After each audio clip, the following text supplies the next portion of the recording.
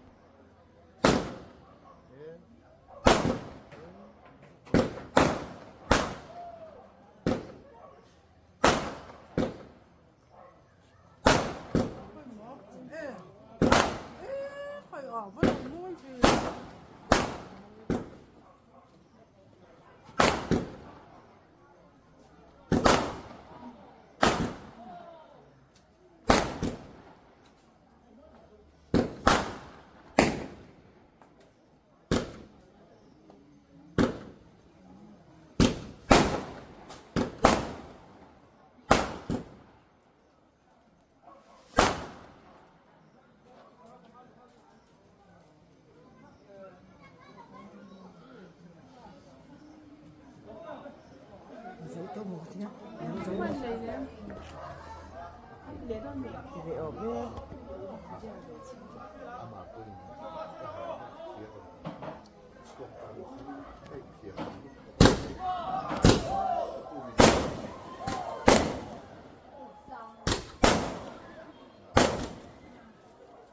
Việc là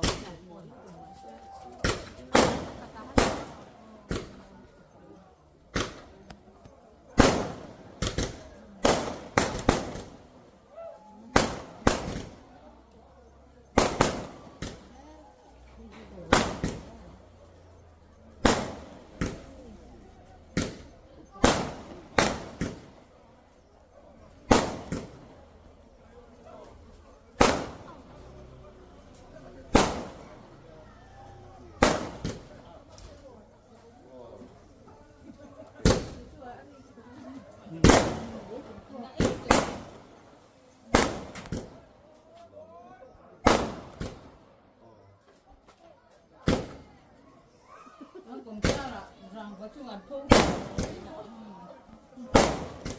có hạt thật đẹp rồi sự bất chắc là cái lúc thì là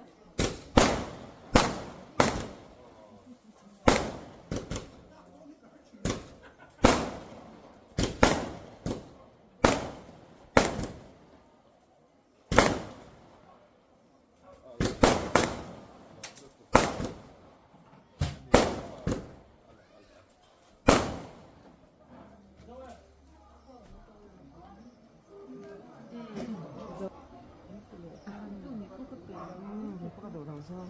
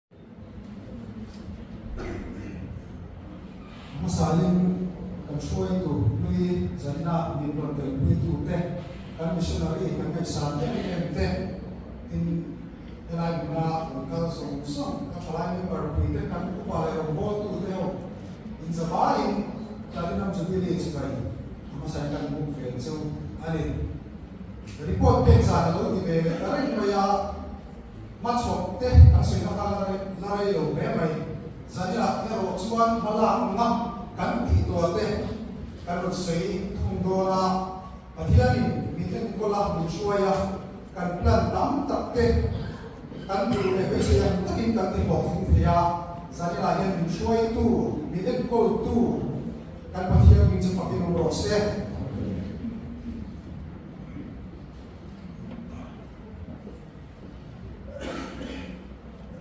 nikum sami le som e pali khani event executive committee chuanin platinum jubilee celebration committee adina chuta chuanin chairman secretary treasurer le member tampak wante an koma chutiam chuanin he jubilee kaplum ta turana na thil chu sam sam mai tua ma lo la tur adina khang kan asoi tak te kan biro maya kha asu sudwa ada ani tijuani nikum ebil ta khan kan ko ti masaber kan han ya kan lo da tu phang shamte kan duwa kan sen so tu sa ti kan chuta chuan che koi thum si ma le sam le lai mai kan ma mo do ni ka sia a ka chela kan da a kan mu le me ya ke ti ai mai ka ko chan so ye chen kan te ko khan ni ko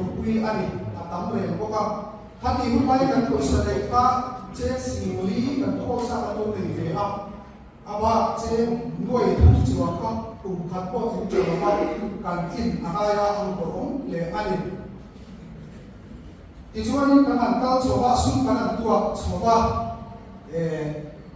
tinge kan tiang in bu takin in ne tin lo hak ti ru pu in kan an kal chowa amasa lama kan suai duri te sabila lokal tele arun kal thilo te na chon te kut kan han do am tin kan member squad for ta ba ti so la chan te te ra te ko kut kan han do am dollar kan so am ka chon din ui mi lovin phal takin kan bul chat ta tur sun chaten mun ta mi pe a chuwa ka chuanin joint team te kan te ya fe chua house ante group ante kan te carnival te kan te ya bom te kan buma te to bin kan tua fe a ti chuanin ta hi ma kuin le fe bin kha te ko na chamin ni kum sa ni som ti pali ma ma ka din kan mo ang sa ta kan tin fe te ta a ta hian ni chuan le ko kuin kan sam na sa fe ani celebration committee noya hianin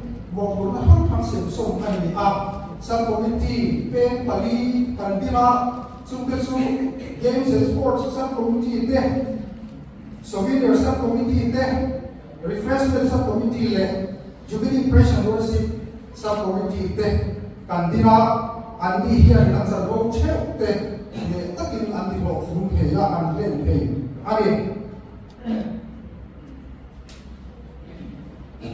he jubilee hi thalo lama so na tam ta kan dum na ni ro se ti in pathian kan awa kan bei se ya so men chung chai te zalai la so kan hit chung chai ke pathian kan kara chudian a na kan lo so ti na thalo ma kan so te kan kumin February tha kan jubilee praise and worship kan de ya chu ta chuma prepare ke lo ke e nga le har bon pui te kun min pan pui tu rin kan so ma in Mizoram tung le wanga sai thiam lar Jonathan lian ka sai turin kan song boka agni ho bianin thalau lam program ko kan pungwa punglo thap tak tan bang ani in March ni som ni boka ta chai som ni le pathu ikara kanin jubilee crusade kan le a chuta chuanin Mizoram ko patulaya speaker lam tak me Krista ho into the team kan roya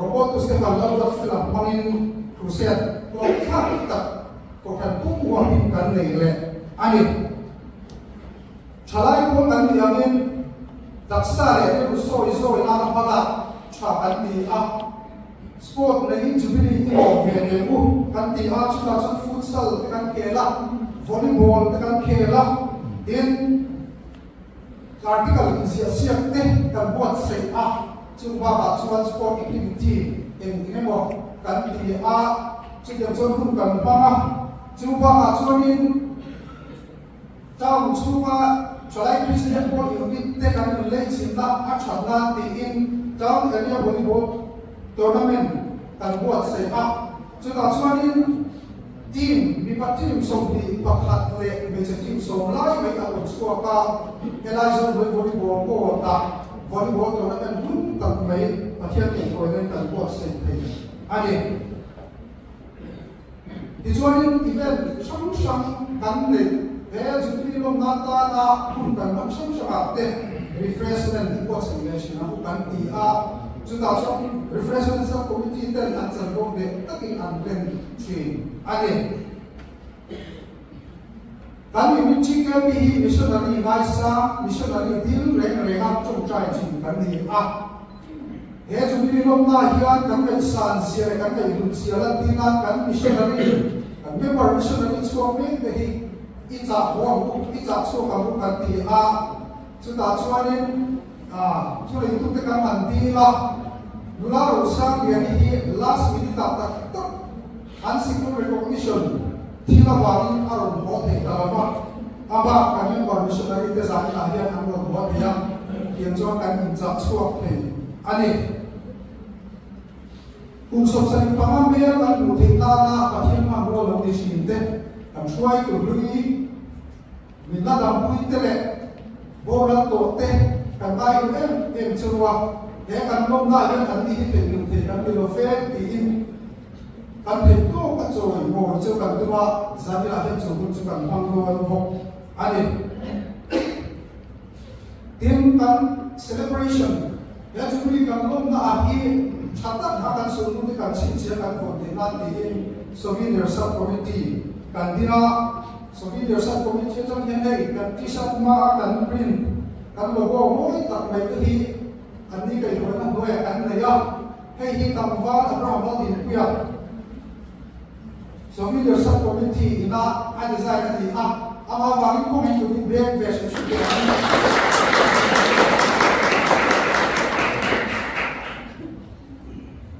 Ichuanin monument boy tak mai fo in lai ka kon ta te kan buat sai a ichuan souvenir magazine hi zani la hi kan release talawa a chan ko he kan su du kan thil ni la shop la hi a in the la kan ni thum ko ma ti in a release na ta ke fu to kan lo ti a nakina ala ron so don ani jubilee hi mal so bon ku kan ti rualin malso ka then tu hi ver ku ya jubilee kan lo na nian hat ta ni malso ka i then ver ver ku kan ti a chu ti am ta chuan la donation thi sen pe ni ma kan la ma civil hospital lu le te na thi sen ni so pa kwa kan pe a den kan ko shan te na changkai ta kan ma ta filter kan ni chave to dan kan pe a den wai me so the branch te na an ma mo ye kan shia no e mo sa te no we kan la no ko ka sa na he chu chu kan na mam don ani ato kan lo te do ma kan wa min calendar kan han duwa ma kan te na kan la na kan duwa am ta kin kan thil ti du hun te pa ken na kan se na mak te we chu har san au mi ro fin thi na te le ro ko na em mai min chi bo do wa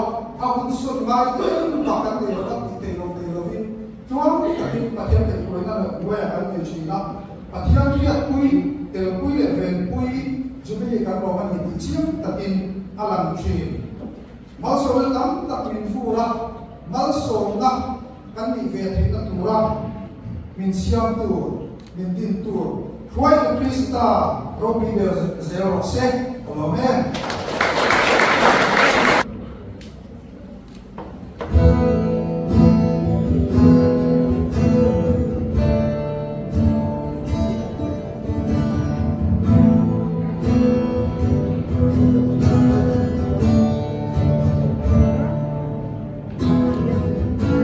Hãy subscribe cho kênh Ghiền Mì Gõ để không bỏ lỡ những video hấp dẫn.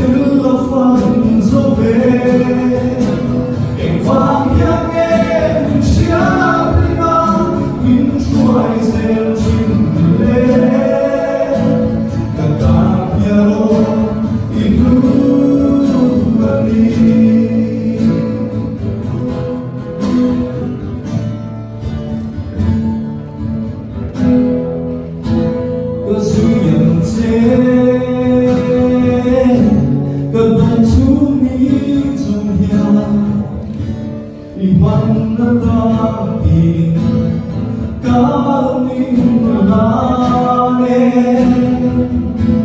이마야 감정세이가토 주주경 나의 노래 딜랑 아이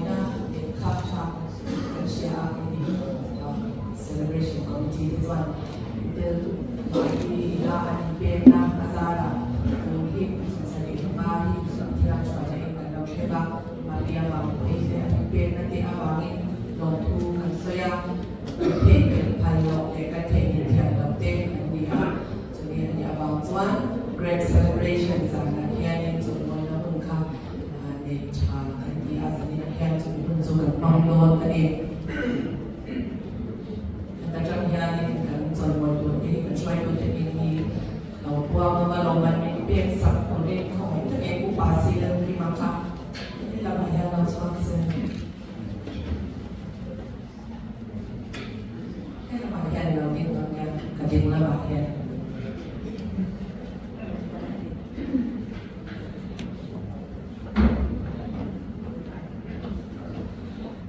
Putawa ini untuk komunikasi siapa dan untuk bahwa masa itu dengan tuan.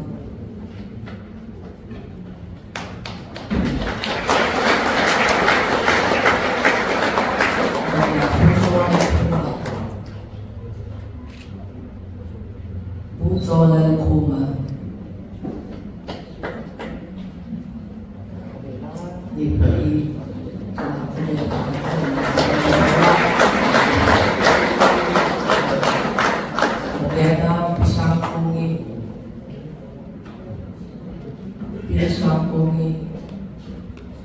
Sangkungi boleh ni boleh ini kawasan tu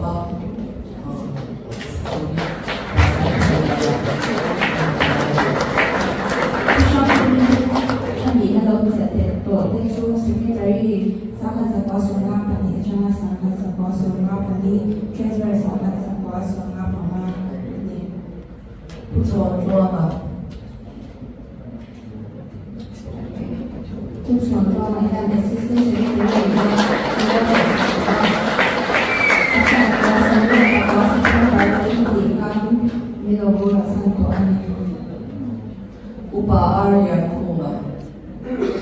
Upah yang kuma ini yang Treasurer, Vice President, Secretary, and President yang berkuasa secara berdiri di atas kuasa officer yang terlalu membuat semua ini bulan bukan yang Finance Secretary, Treasurer, Assistant Secretary, and Vice President yang terlalu secara Oktober ini sudah berkuasa. Parang ang sa parang mga bansa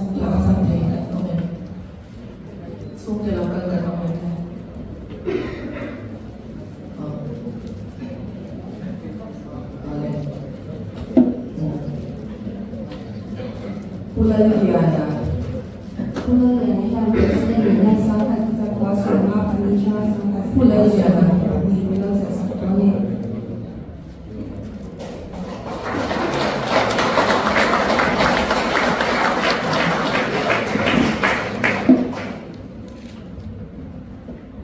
Upapi Sila Swanama. Upapi Sila Swanwawahan, Assistant Secretary, Vice President, President and Treasurer and United Pulau Sesakwa. Pulau Buaya. Pulau Buaya United Finance Secretary.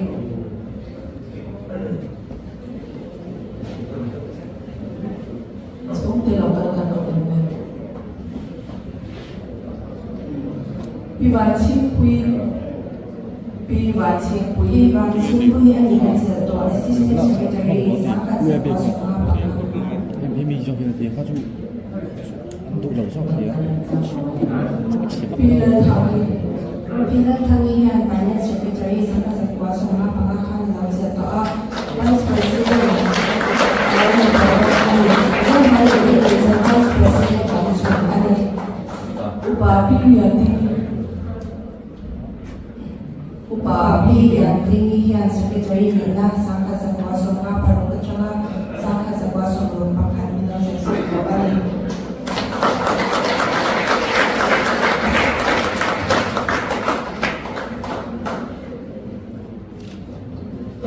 Upa Arsablonga.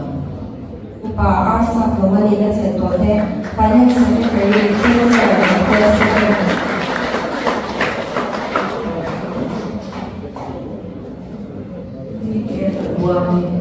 Fikir Zalbuami. PK Zalwangi United Secretary of the Assistant Secretary. Upa Tanshama. Bahkan suami sama di sini bagi nisto itu mungkin tersopan orang ani nak cakap ini vice president ni.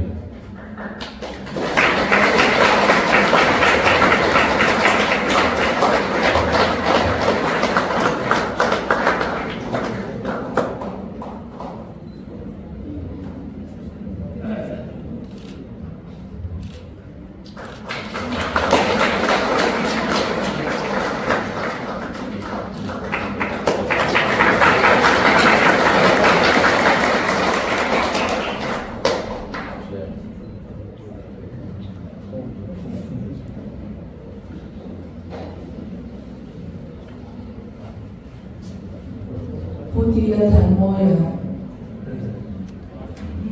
Ani nak cakap ini asisten sekretari.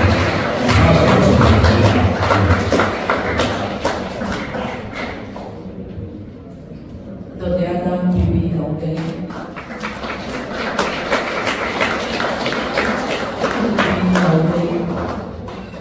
Ini memiliki asisten sekretari dan sekretari.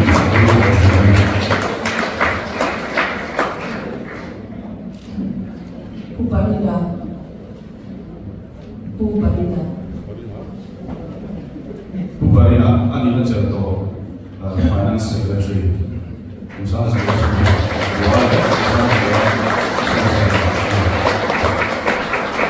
Dodiatam Reverend PC Wantama. Reverend PC Wantama.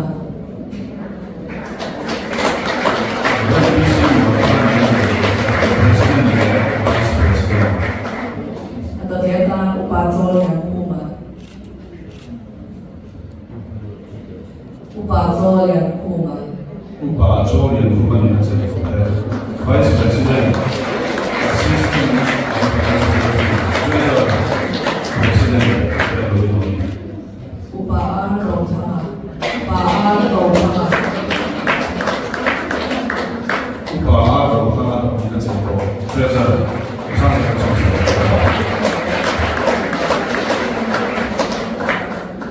Pilar Tantini. Pilar Tantini.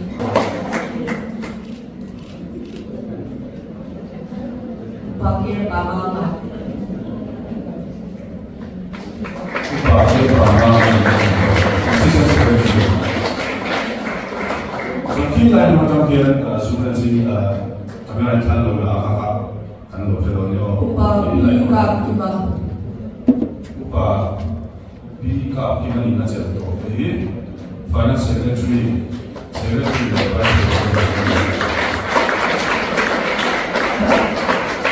Mereka PKL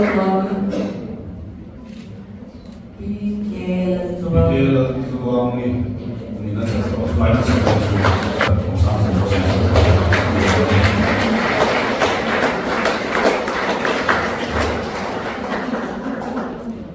Ivan Cingwi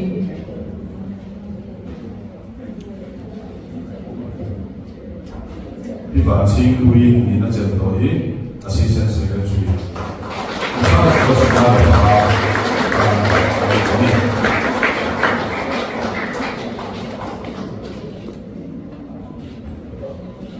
Mereka Upa Arvan Lelena Upa Arvan Lelena ni nak cakap tu assistant secretary and vice president.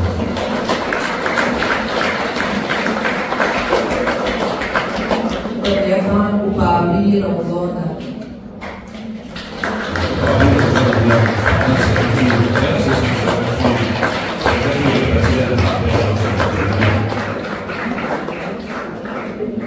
Puake Rozama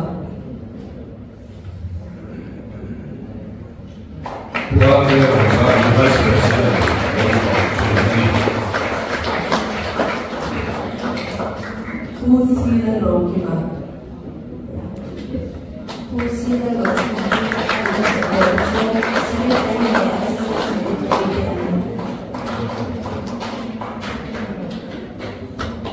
Mereka Upa Lalamikiara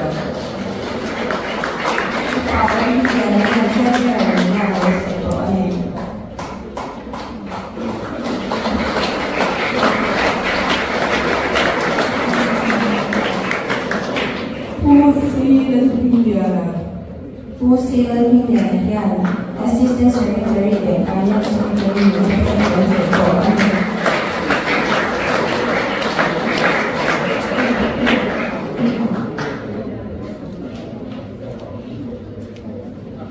Upazai Thamliana Bazama Upazai Thamliana Bazama, Vice President, Finance Secretary and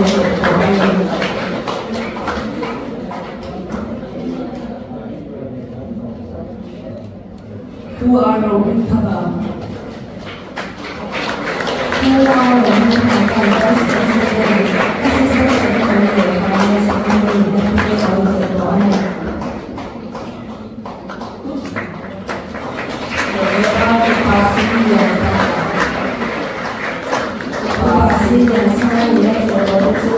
Assistant Secretary and President.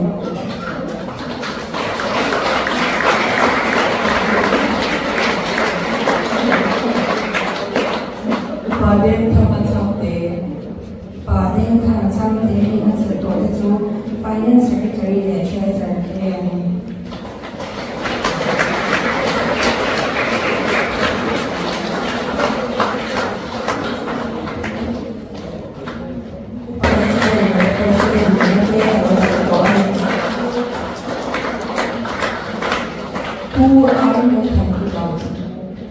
Who are the people in the sector?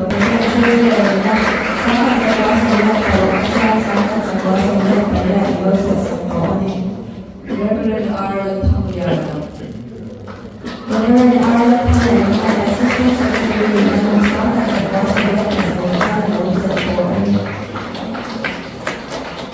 Upabi Samoya. Upabi Samoya, Assistant Secretary and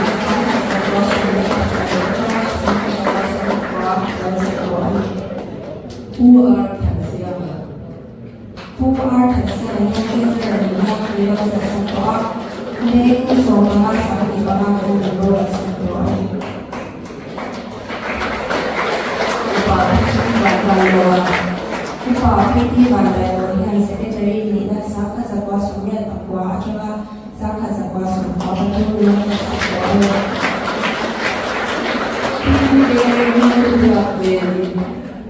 PK Group Finance Secretary Nina Saka Zakwa Soria Takwa Chana 상가자와 손과 동료였었고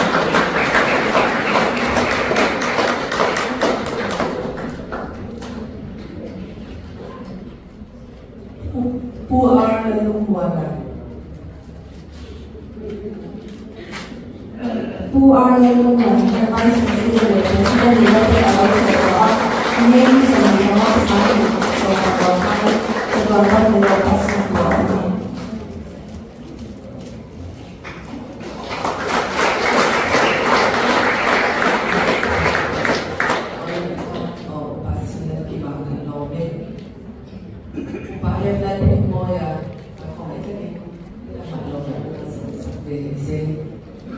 Upah sila liang moya. Upah sila liang moya. Assistant Secretary, Treasurer, Finance Secretary, President, Upah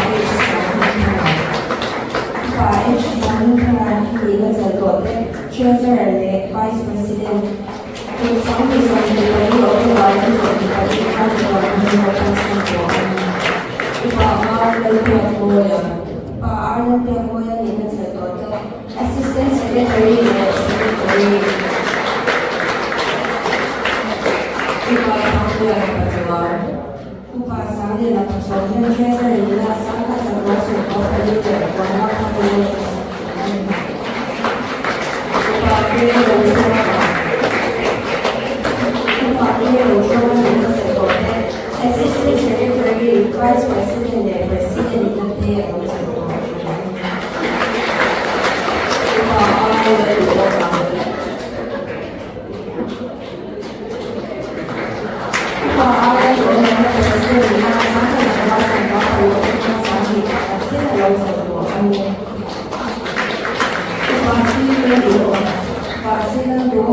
Vice President in the Sangha sa Boso Operator. Quase ele fala lá os doutrina.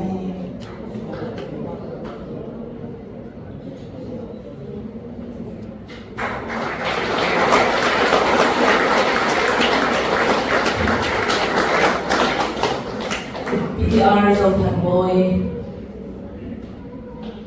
PRs of Hanoi yang Treasurer nila Sangha sa Boso Operator wala tin lá os doutrina.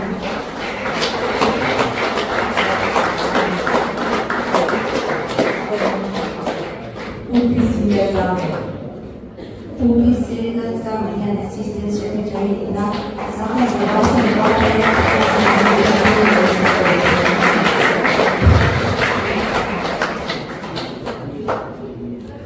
Upasila Wandiba.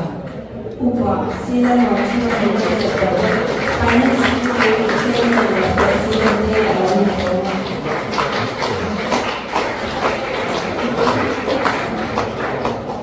Pusila Ura.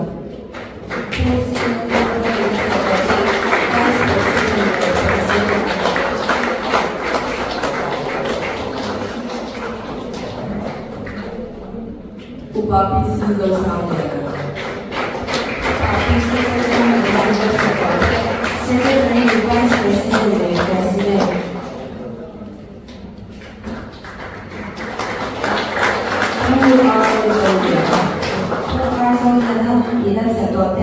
Vice President, President, kung saan iso, panga October iso, panga kasi pang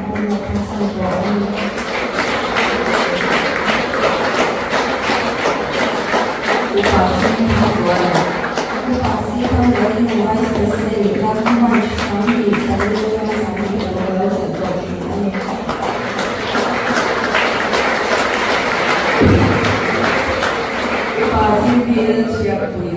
Upasila Shapre in the Sacerdote, Assistant Secretary, Secretary.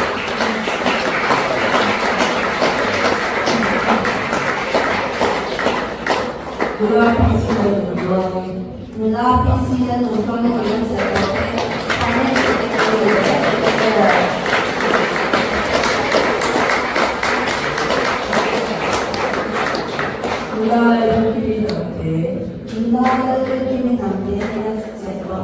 Finance Secretary,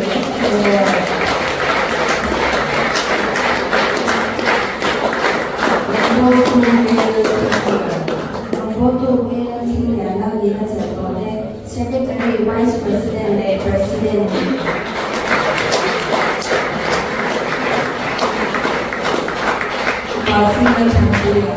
Upasila Temporary Sacerdote, Assistant Secretary, and Secretary,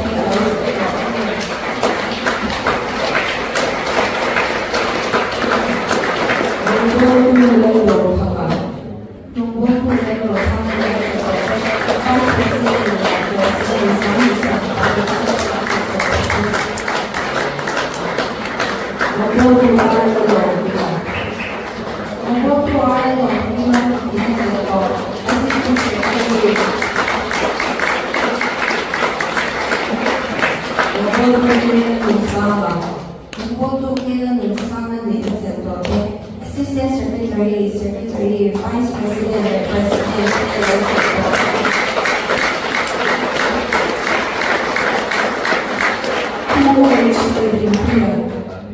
Who is the Tibuyan Sacerdote, Vice President, and President.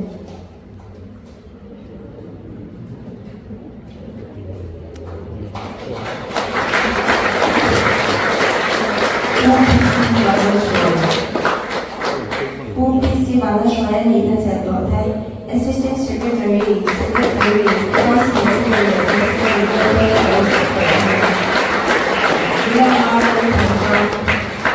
Nula Arlo Tanzania Treasurer and Finance Secretary and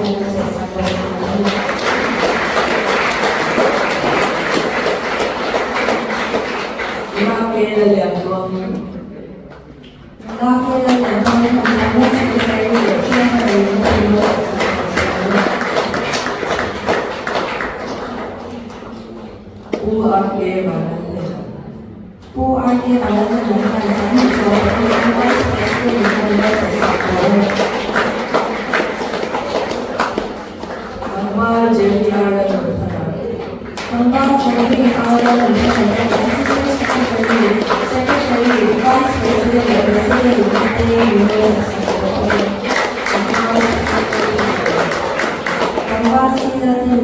Assistant Secretary, Secretary, Vice President,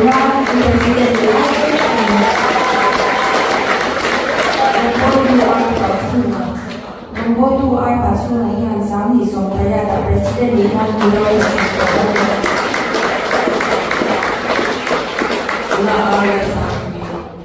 La Arla Sampi and Finance Secretary da Treasurer Ninate Milo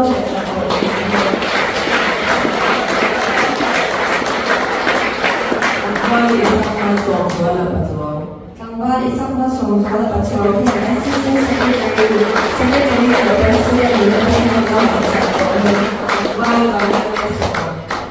Tanggal balang masong yang Assistant Secretary dan Secretary Ninate Milo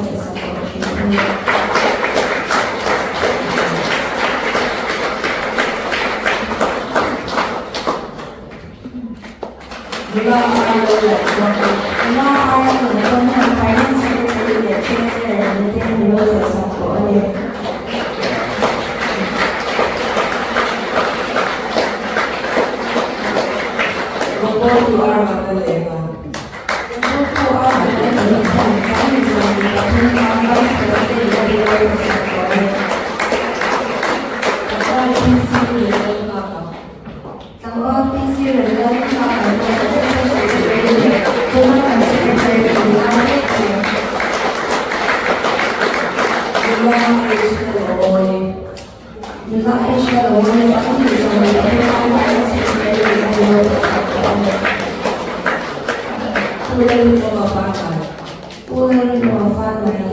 Vice President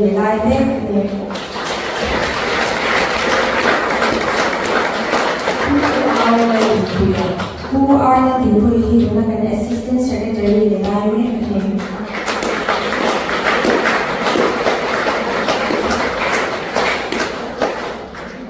Lula Elizabeth Bunwasam. Lula Elizabeth Bunwasam,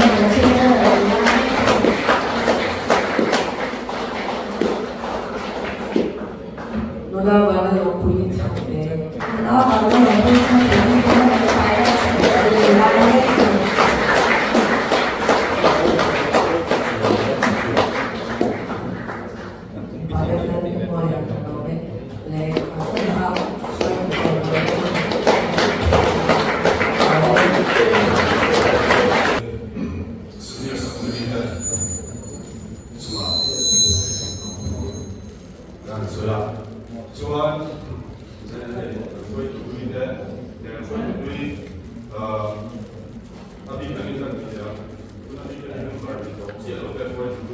지가 카디아인데 난 뭐라 산타 그걸 우리 지금데 그래서 이제 난 다른 같이 인데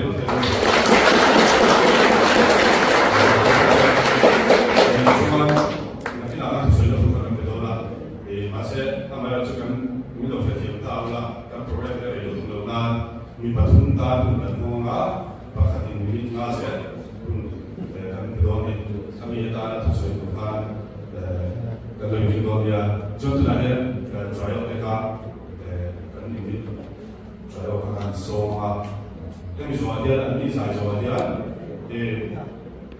boleh me filpe pen kan mangala dia itu kan la dia dalam masa kan ni treasure dia ya no tu ko boleh me kan so saya ni saya so yang cuci dengan mangala dia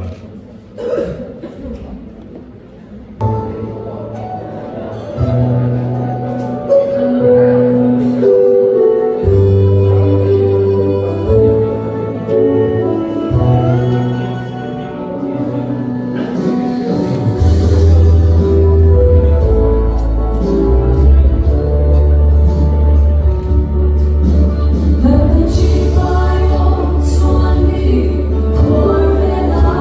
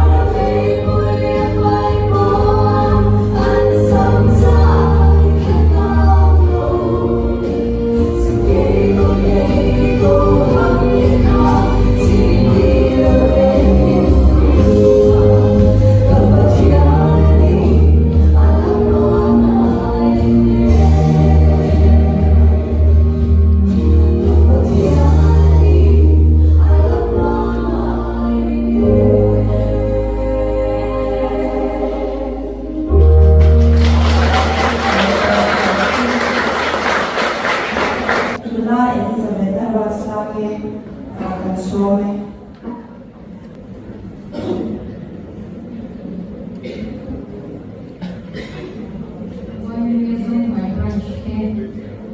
GPP Song Ionic Platinum Jubilee Volume Ethnic Peki Blog Takin Kantaran Sora.